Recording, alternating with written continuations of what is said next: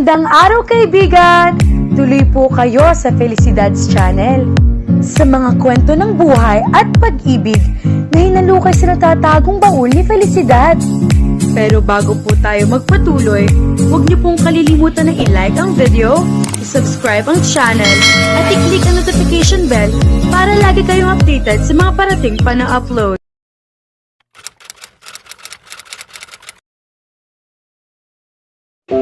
Anong ibig mong sabihin? Naibalik ko na lang ang suspension mo. Shocked ang itsura ni Ace nang sabihin ni Diwata na willing siyang ituloy na lang ang suspension sa kanya. Napag-isipan na niya ang desisyon niya. Buo ng loob niya na iyon ang pinakamabuting gawin para sa ikatatahimik ng lahat.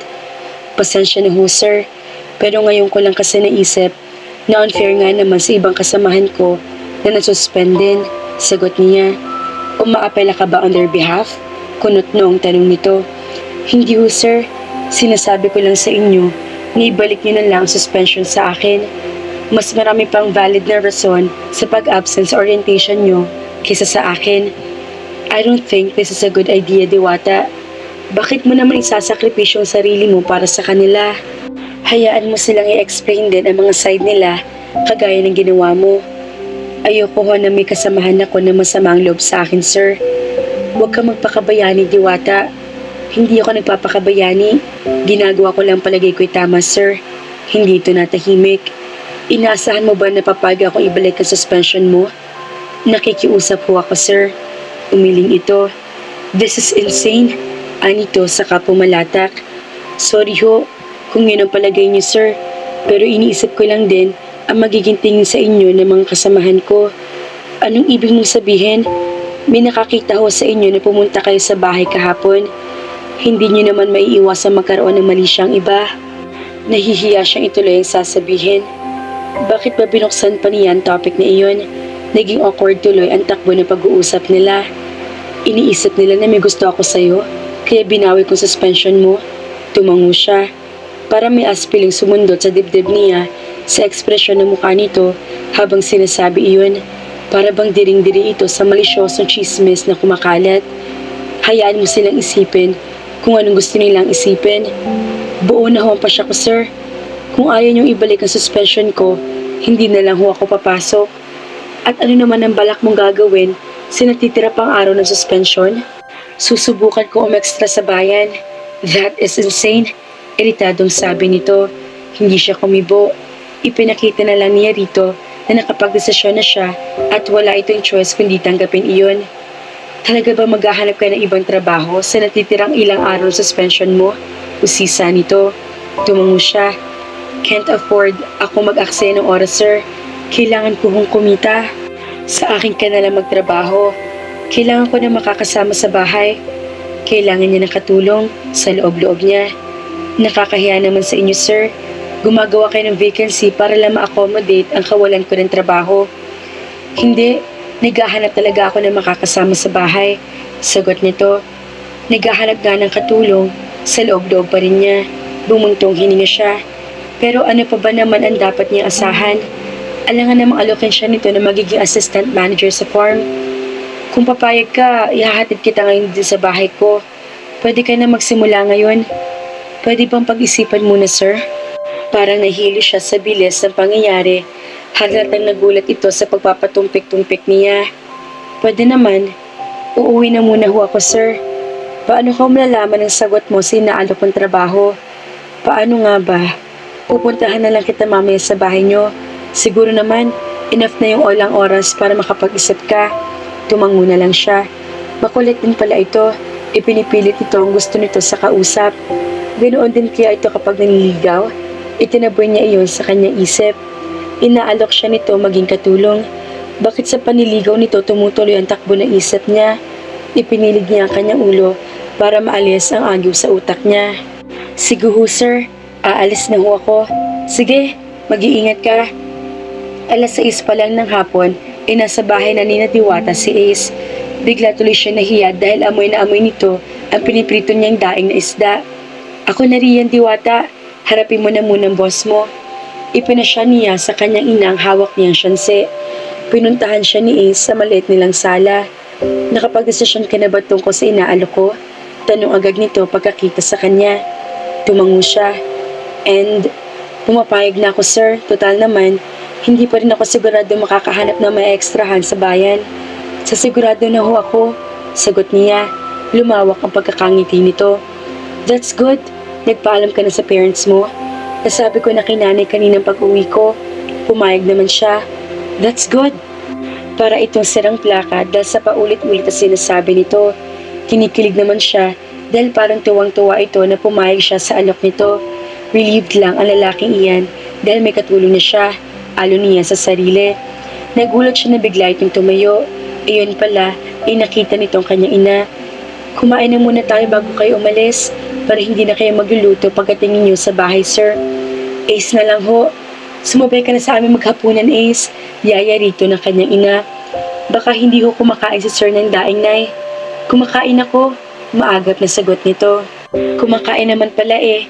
Maghain ka na diwata. Tatawagin ko na sa labas ang mga kapatid mo. Tumalima siya sa utos ng kanyang ina. Ang laki naman ng bahay mo. Malaki ba? Huwag ka mag-alala. Tutulungan naman kita maglinis dito. Naku sir, hindi naman ako nagrereklamo sa lilinisin. Nahihiyang sabi ni Diwata. Na-misinterpret agad nitong sinabi niya. Bihira kasi sa lugar namin ang may ganitong kagandang bahay. Kaya manghang-mangha ako sir. Natawa ito. Nalalakihan nga rin ako dito. Kaso ito lang ang house for sale na malapit sa farm. Kaya kinuha ko na rin. Nasa kabilang bahay ng bahay nito. Malapit lang din ang bahay sa tabing dagat kaya magandang view. Gustuhin man kitang pauwiin sa bahay niyo pagdating galing ko sa farm. Masyado namang malayo kung magbabiyahe ka pa.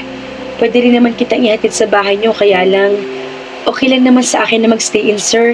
Putol niya sa nais pang sabihin nito. Hindi rin naman praktikal kung stay out pa siya dahil malaking abala pa magiging biyahe niya sa pagpaparot pa rito. Sure ka?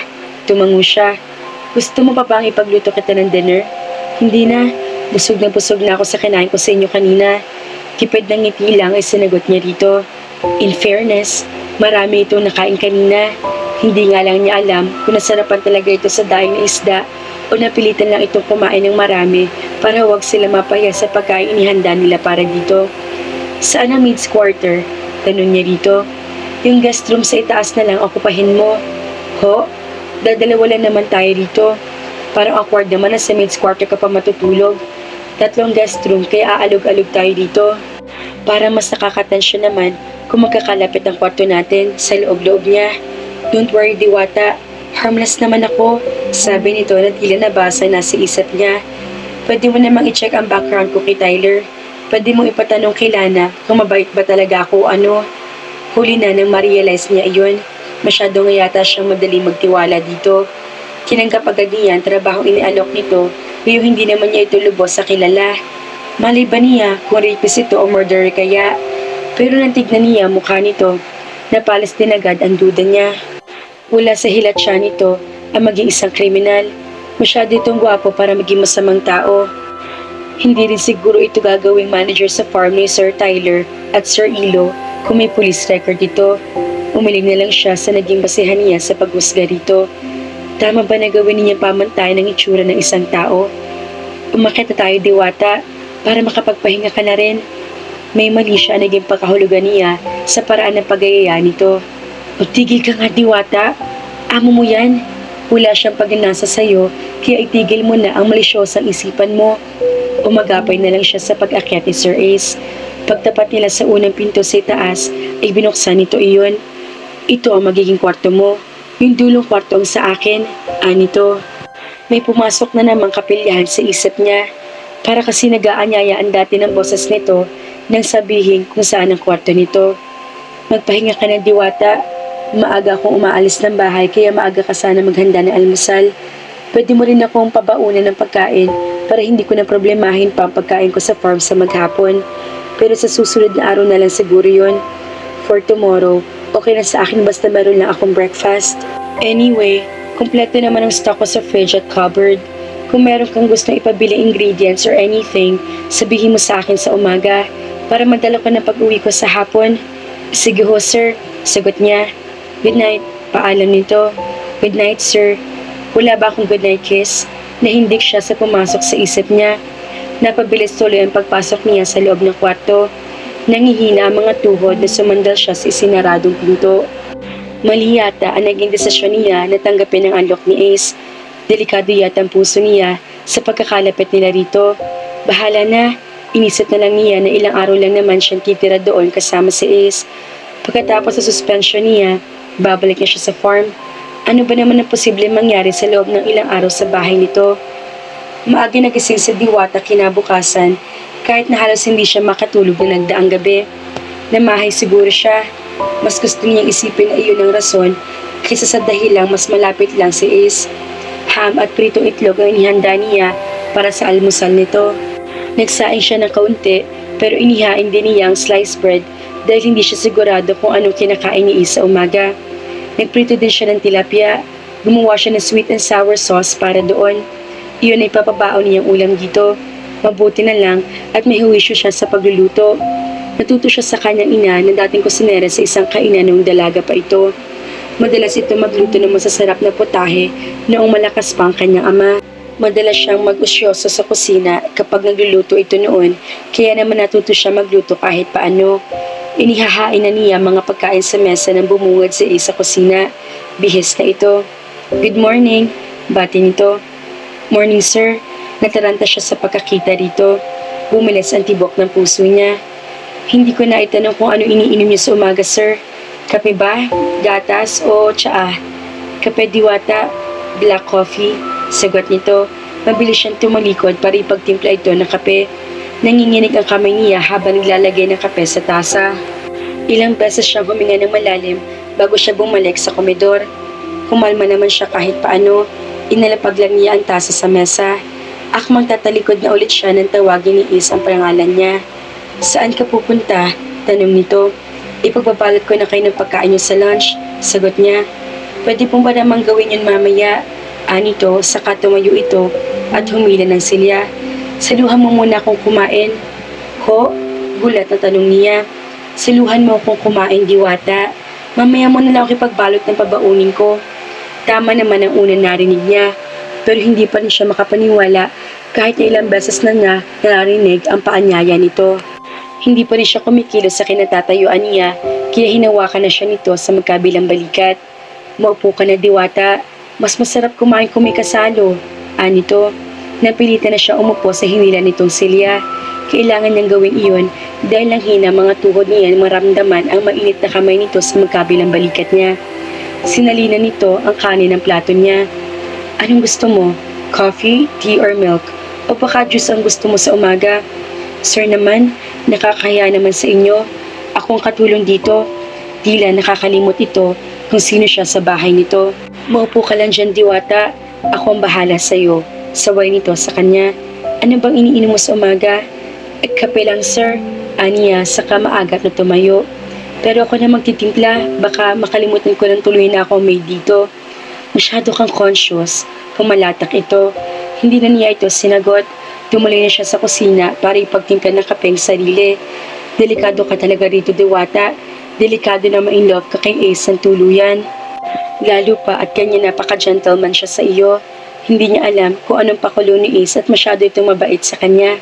Pero kung ano man iyon, epektibo sa kanya dahil ramdam niya lalo nahuhulog ang loob niya rito.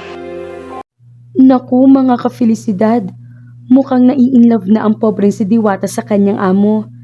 Ano na ang gagawin ni Diwata? Kaya naman, abangan!